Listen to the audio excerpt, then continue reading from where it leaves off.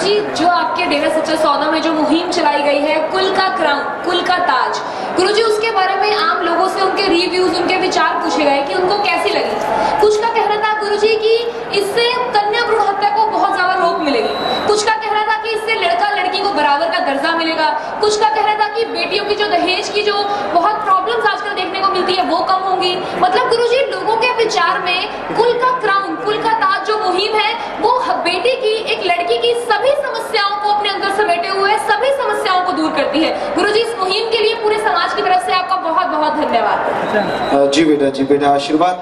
और वो कुल का क्राउन इसलिए चलाई गई कि कन्या भ्रूण हत्या रुक जाए। दूसरी बात, आबादी पे कंट्रोल हो कि अगर आपकी एक बेटी है तो ये मत से नाम रोशन नहीं होता, क्योंकि बेटे के अंदर भी आपका खून है और बेटी के अंदर भी आपका खून है। तो बेटे से अगर नाम चल सकता है तो बेटे से नाम क्यों नहीं चल सकता। तो ये एक रीत चलाई है कि जिनकी एक बेटी है वो दुल्हन बन के आएगी, दूल्हे को विवाह के अपने घर ले जाएगी, उसे घर जवाई नहीं दूल्हा कहा जाएगा। जब बेटा, जैसे हम बहू को बेटी मानते हैं उसी तरह बेटे की तरफ ऐसी कई शादियां हो चुकी हैं, लगातार हो रही हैं। तो वाकई जो आपने बोला ये सारी समस्याओं का हल है और लड़की को सिर उठा के जीने का एक हक भी देता है। एक अंदर से गर्व महसूस होता है कि लड़की तो क्या हुआ, हम भी समाज का बहुत बड़ा हिस्सा है, जो कि पहले अबला कहा जाता था। गुरुजी, आपके चरणों में सादर प्रणाम। मैं संदीप मिश्र। गुरुजी, मैं दिल्ली का रहने वाला हूँ और दिल्ली ही नहीं पूरे देश का व्यक्ति दुखी है जमुना की स्थिति को देख के। आपके पावन चरण हर की पौड़ी मिले पढ़े, जहाँ पर एक नारा गूंजा कि हर की पौड़ी को हरी मिले। गुरुजी, 57,000 करोड़ रुपए खर्च हो गए और गंगा आज ही दुर्दशा का ये बोझ ढो रही है। मैली की मैली है जमुना, और इस जमुना का दर्द आपने सुना होगा कि वृंदावन जहाँ प्रभु कृष्ण ने जन्म लिया, वहाँ के लोग व्याकुल हो गए कि हमें आचमन करने के लिए भी आज गटर का पानी मिल रहा है, और हजारों की तादाद में लोग वृंदावन से पैदल आए हैं दिल्ली, और उनकी कोई नहीं सुन रहा। सरकार नहीं सुनती तो बड़ी सरकार की अदालत में जाते हैं। मैं बड़ी सरकार के आगे हाजिर हूँ। मैं ये पूछना चाहता हूँ कि जिस तरह आपने गंगा के लिए मुहिम चलाई, आप बड़ी सरकार हैं, हर सरकार से ऊपर हैं, और मैं जानता हूँ कुछ भी असंभव नहीं है जहाँ आपके चरण पड़ जाए।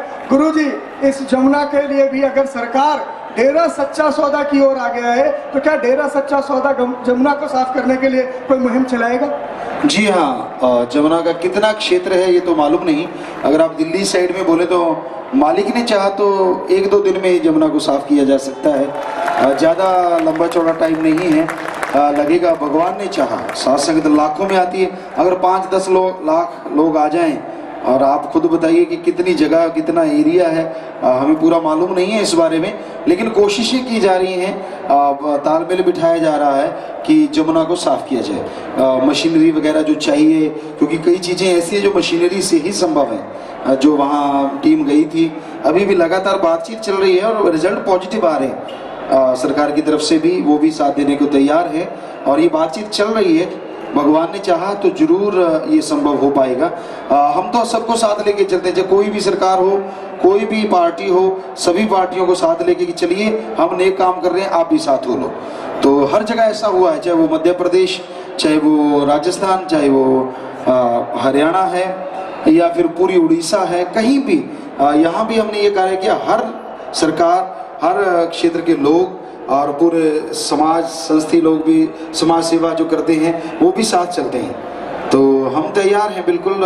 बस यही है कि अभी तालमेल चल रहा, बातचीत चल रही है, जैसी वो पूर्ण होगी तो ये शुरुआत करेंगे।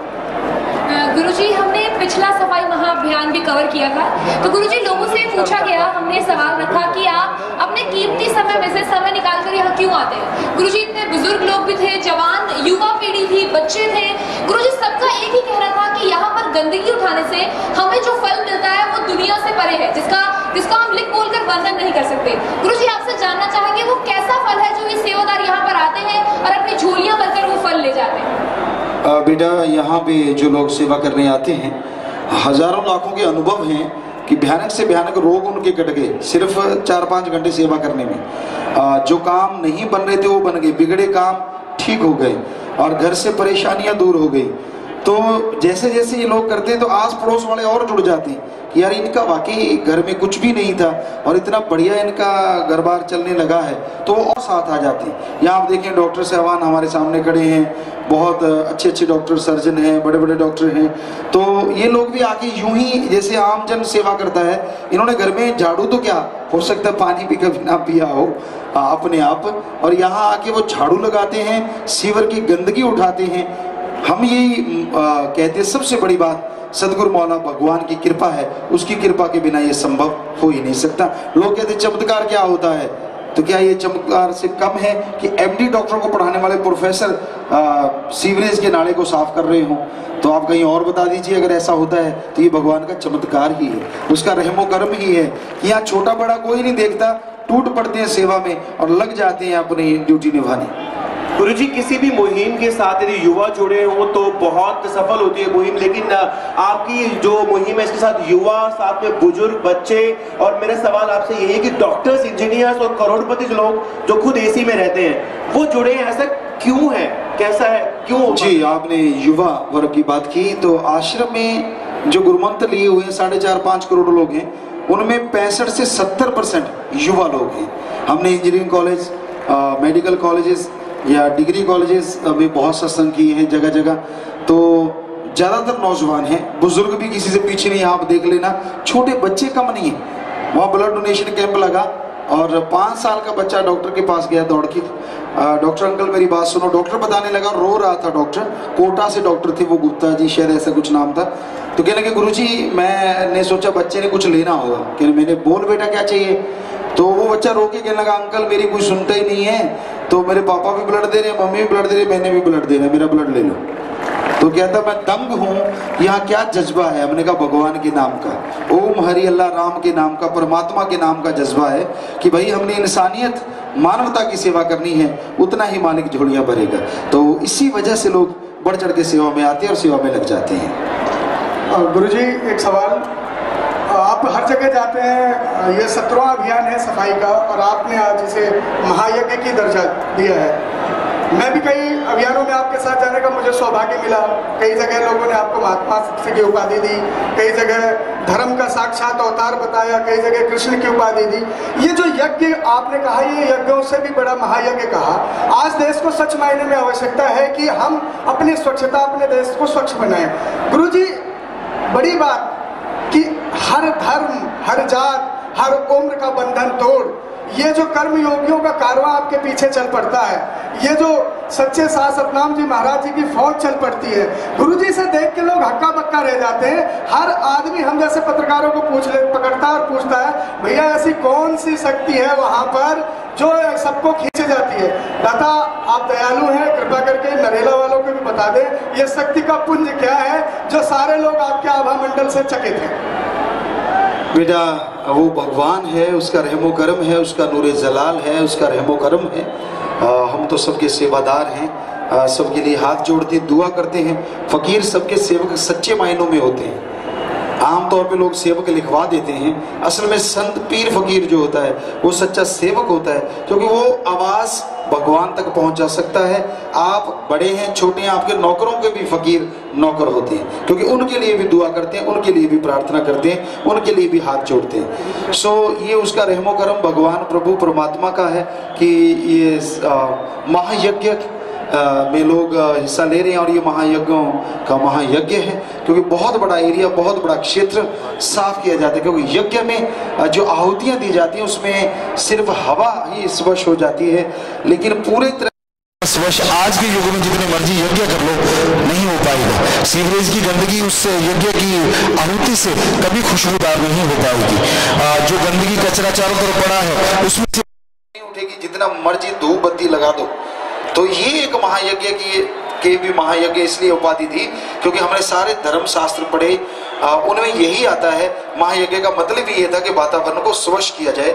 तो ये लोग करते हैं और इसकी खुशियां भी इनके और इनके परिवारों को जरूर मिलती हैं। गुरुजी, प्रवीण शर्मा, हरियाणा वाणी से। जी बेटा। गुरुजी, पीछे जो दिल्ली में जो घिनौनी वारदात हुई थी उसके बाद तमाम मीडिया और समाज के लोग ये कह रहे थे कि इंसानियत अगर उन दरिंदों में होती तो ऐसा नहीं होता।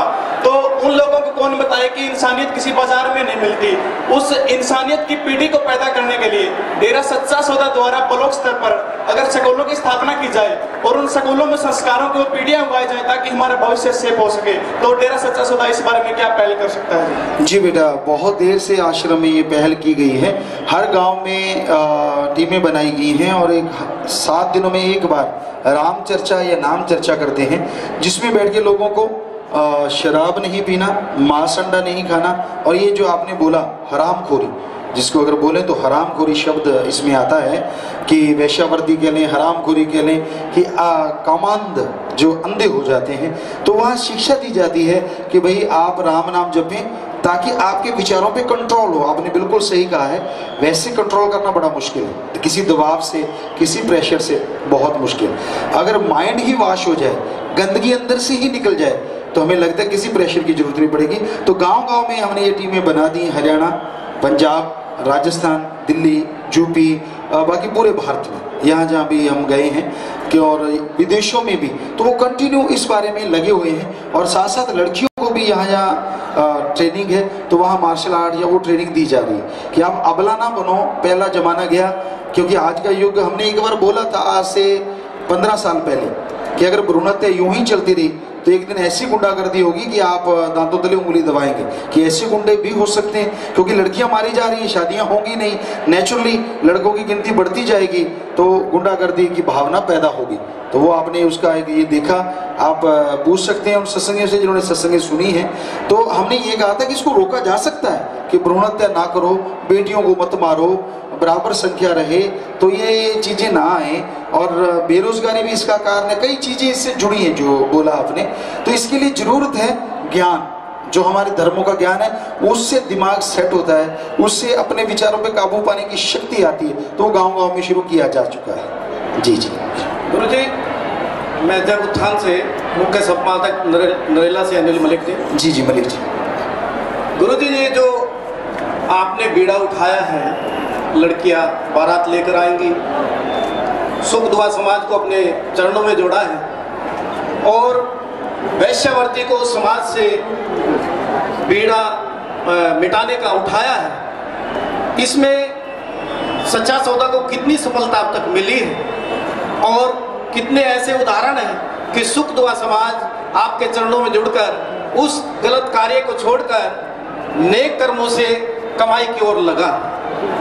जी जी, हमारे सामने सुख दुआ समाज के बहुत सारे बच्चे आए हुए हैं, सामने खड़े हैं वो, और वो सेवा करते हैं, हर जगह पहुंचते हैं। उनमें से कुछ ऐसे हैं जो हर जगह पहुंचते हैं, कहीं भी हम सेवा करने जाएं तो इन लोगों में जो छोटे बच्चे हैं, जो जन्म से, आज मीडिया के द्वारा हम संदेश भी देना चाहते हैं कि किसी के घर वो बच्चा अगर पैदा हो जाता है, जिसे लोग हिजड़ा कहते हैं या खुसरा कहते हैं, हमने उनका नाम दिया सुख दुआ समाज। तो ऐसे बच्चे हमारे स्कूलों में पढ़ रहे हैं, बच्चों को भी नहीं पता है, किसी को मालूम नहीं है, वो वहाँ उच्च शिक्षा CBSE बोर्ड और इंटरनेशनल स्कूलों में वो बच्चे पढ़ रहे हैं। तो हम प्रार्थना करते हैं हाथ जोड़ के, अगर आपके कहीं ऐसा बच्चा पैदा होता है तो उसको वहाँ लेके आएं, उसको वहाँ पहुँचाएं, ताकि वो अपने शिक्षित हो सके, अच्छी तरह से जिंदगी जी सके। तो ये सब लोग बहुत सेवा करते हैं। और वैश्यावृत्ति की यहाँ तक बात है तो लगभग हमने 17 शादियाँ करवाई हैं, और उनमें 2-3 शायद नहीं, उनको दलाल वगैरह दौड़ा के ले गए, बाकी सब ज्यों के त्यों उनके घरों में बच्चे भी आगे पैदा हो गए। और बिल्कुल 1500 नौजवान हैं जो वैश्यों से शादी करवाने को तैयार हैं। कोई भी वैश्यावृत्ति में लिप्त लड़की मजबूरी वश अगर ऐसा कर रही है तो वो आए, हम उन्हें अपनी बेटी बनाएंगे, उसका इलाज करवाएंगे और उसकी शादी करवाएंगे, जिससे भी मैच वो बैठेगा। तो ऐसा सब स्वागत है, और वहाँ शादियाँ हो रही हैं लगातार।